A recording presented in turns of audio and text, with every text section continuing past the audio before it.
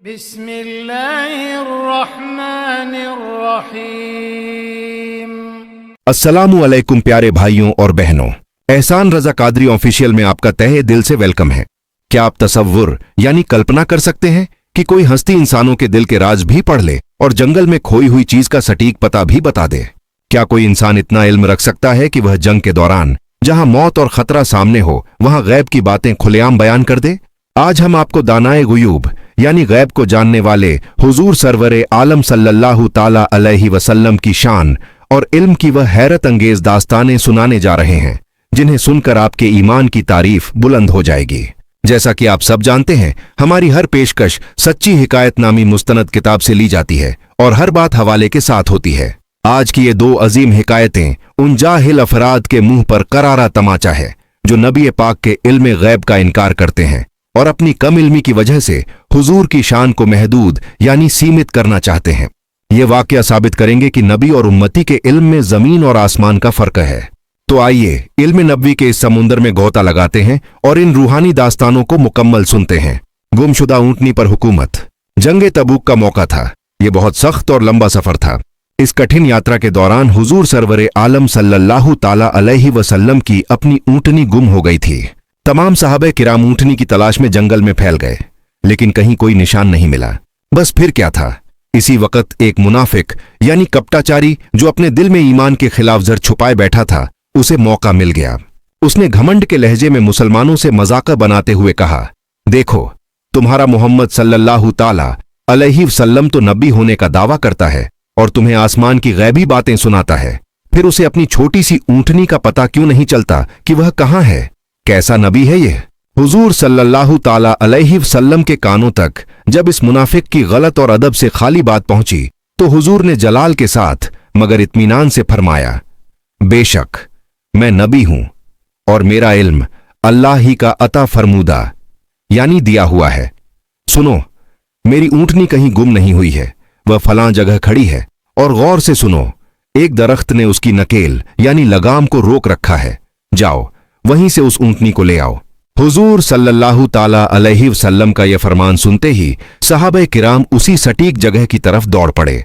वहां जाकर उन्होंने देखा कि वाकई ऊंटनी उसी जगह खड़ी थी और हुजूर के फरमान के मुताबिक उसकी नकेल एक दरख्त से अटकी हुई थी। सोचिए, कहां आसमान और कहां जमीन का एक बेजान दरख्त, मगर नबी की नजर से कुछ ओझल नहीं। कैदी चचा के दिल का राज। यह वाकया जंगे बद्र की फतह के बाद का है। जब अल्लाह ने मुसलमानों को कामयाबी और कुफ्फार को शर्मनाक शिकस्त दी तो मुसलमानों के हाथ बहुत से कैदी आए। इन कैदियों में हुजूर सल्लल्लाहु ताला अलैहि वसल्लम के चचा हजरत अब्बास भी थे जो उस वक्त तक ईमान नहीं लाए थे। कैदियों से जब आजादी के बदले में तावान यानी मुआवजा या फिरौती तलब किया गया तो हजरत अब्बास भी रिहाई के लिए खड़े हुए। उन्होंने मासूमियत जाहिर करते हुए कहा, ऐ मोहम्मद, मैं तो एक गरीब आदमी हूं, मेरे पास तावान देने के लिए क्या है? मक्का में जब आपने मुझे छोड़ा था तो मैं तमाम कबीले के अफराद से गरीब था। वह कसम खाकर अपनी गरीबी का इजहार कर रहे थे। तब हुजूर सल्लल्लाहु ताला अलैहि वसल्लम ने मुस्कुराकर मगर अजमत के साथ फरमाया, चचा जान, ये राज आप क्यों छुपा रहे हैं? और अब जब आप अपने घर से फौज कुफ्फार के साथ जंगे बद्र में आना चाहते थे तो आप अपनी बीवी उम्मे फजल को पोशीदगी यानी पूरी तरह छुपाकर में चंद सोने की ईंटें देकर आए थे। बताइए, वह सोने की ईंटें कहां हैं? इल्म गैब की यह बात सुनकर हजरत अब्बास हैरान रह गए।